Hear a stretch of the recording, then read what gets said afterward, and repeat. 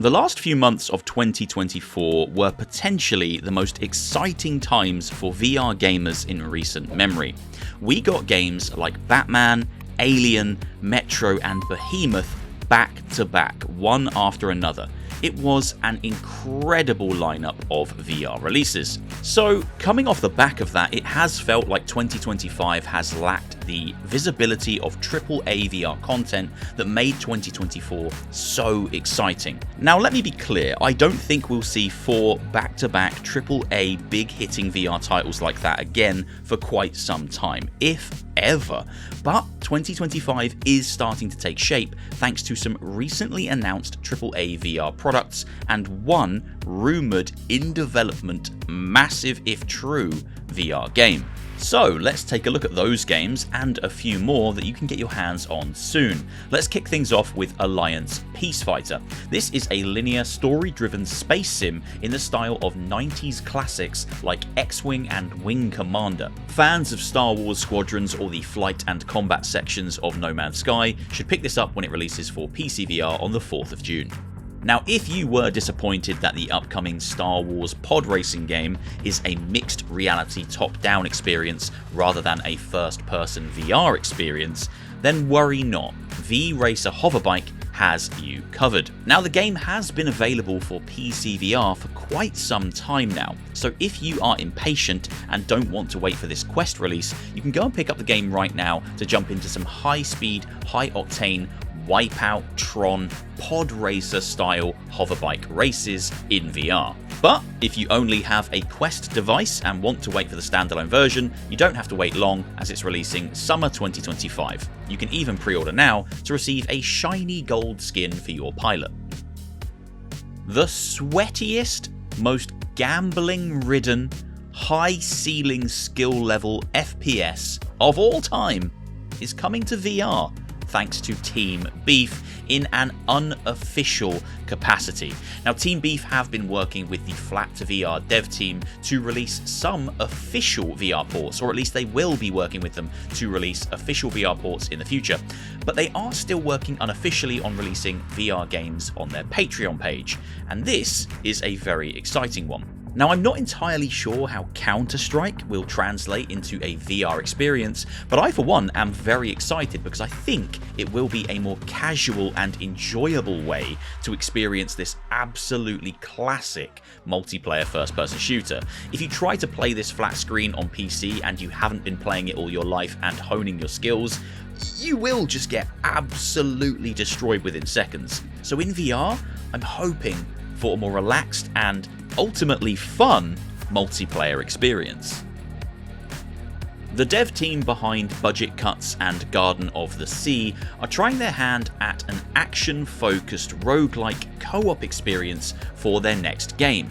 This is Crossings, and it's all set within the Norse afterlife. Players in Crossings find themselves dead and wandering the afterlife in search of other players or companions to fight alongside. Now, developers Neat Corporation have emphasised that there will be no voice comms in Crossings despite it being a co-op experience. The game is all about the vibes, and the devs want players to form bonds through shared combat experiences and body language. You'll be able to fight with a wide variety of weaponry, from axes to swords, bows to bombs, and even magic abilities that see you casting fire, ice, lightning, and other spells with gesture-based controls. Now, I've loved everything Neat have made up until this point, so I'm excited to take Crossings for a spin when it releases sometime in the future, to be confirmed. I'm not sure how, but I completely missed this one when it was originally announced, but after watching the trailer, Adepts Arena looks like the exact kind of VR game I absolutely love. Now, if you're a fan of Avatar: The Last Airbender, and when you've been watching it you've thought to yourself, ooh, I'd really like to try my hand at some of that airbending nonsense, well, this game won't let you do that, but it will let you try your hand at earthbending. That's right, in Adepts Arena you can conjure rocks from the ground to fling them at your foes. You can bring up pillars that allow you to get to higher vantage points in the level, or even traverse over enemies that are a little bit taller than you. You can even pull massive spires of rock from below the ground to knock enemies flying. This looks so fun in VR. Now, I emphasised just there that it looks so fun in VR, and that's because the game will also be playable flat screen, and I think that's an incredibly smart move in 2025. Hybrid games, I think, are the way forward. They're the best of both worlds. The devs get to sell to the bigger portion of gamers, and VR players are still included. Keep an eye on Adepts Arena. I think this looks fantastic. Okay, the next 6 games on this list are where things start getting really exciting. Each of these titles are potentially either AAA releases, are based on established IP or existing franchises, or they're new developments that make a VR product even better than it was previously. Kicking things off, we have Siberia Remastered coming to Meta Quest 3 devices at some time in the future. I do believe, though, it is to be confirmed 2025. Now, I have never played a Siberia game before, but I know these point-and-click puzzle adventures are considered absolute classics for a huge portion of the gaming community, and I'm happy that I can have my first experience with the franchise in VR. Not much is known about the VR version of this remaster at the time of writing. I assume it will still be a third-person experience, packed with puzzles to solve, but developers Microids might surprise us all with some big changes for the virtual reality audience. Hopefully, we'll see some gameplay soon, as the remaster is set for TBC 2025. Next up, we have a brand new free DLC update for one of the best VR games of 2024, Behemoth. This is the Rites of Wrath DLC, and it's available for all users for free on the 3rd of June, which is mere days away at the time of this video going live. So what does the DLC add, I hear you cry?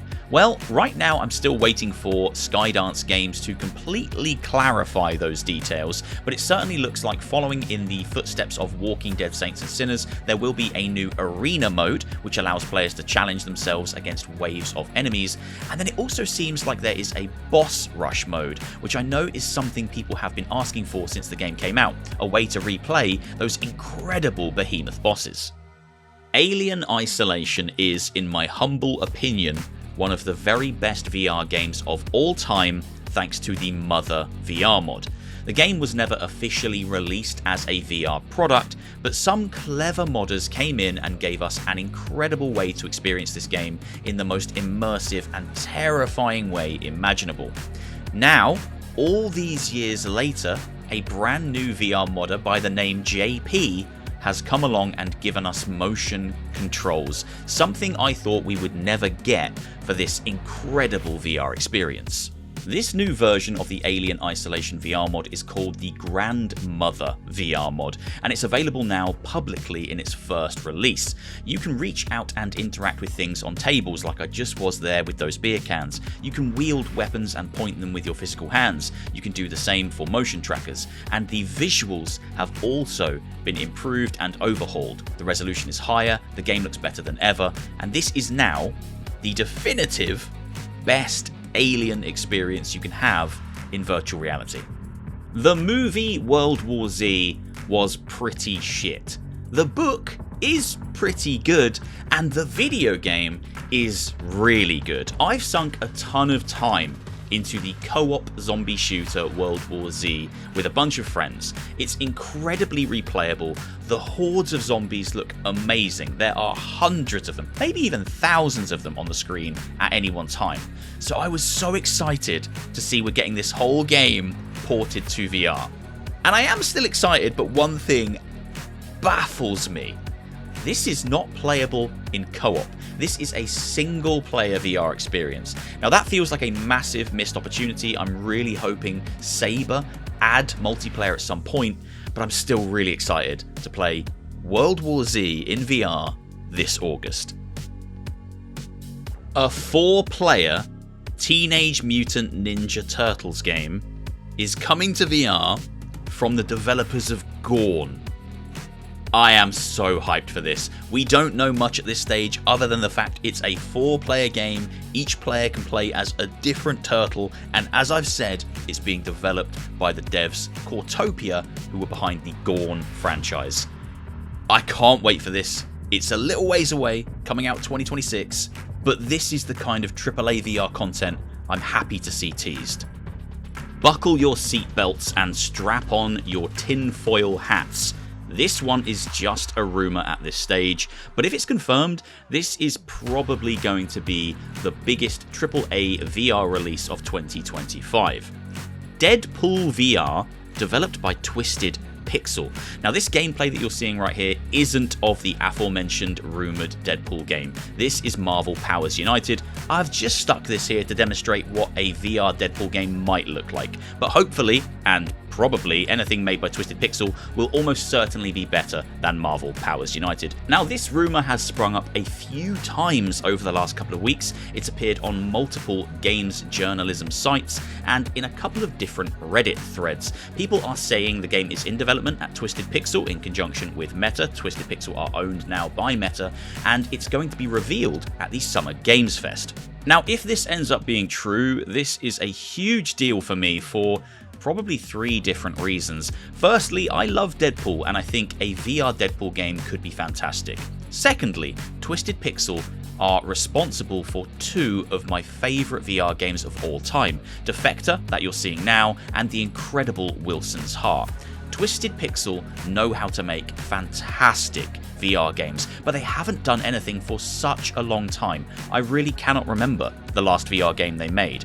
Was it Defector? I'm not sure. It was a very long time ago. And thirdly, if this is true, then it shows that Meta aren't done with acquiring and publishing exciting AAA high-impact IP VR games, which is something I was a little bit worried about, I will admit. It felt almost like 2024 was a bit of a last hurrah from them, so something like this would put those worries to bed. The Quest would also end up being the home of Batman, Iron Man, and Deadpool in VR. What an amazing superhero video game lineup on one piece of hardware. I don't think we've had it that good since Xbox 360 and PS3's heyday. Fingers crossed there's truth behind this rumour. Hopefully we'll find out more at Summer Game Fest. That brings me to the end of this video. Hopefully you've enjoyed. Things are starting to heat up for VR games as we move further into 2025. I'll see you soon for another video. Take care, everyone.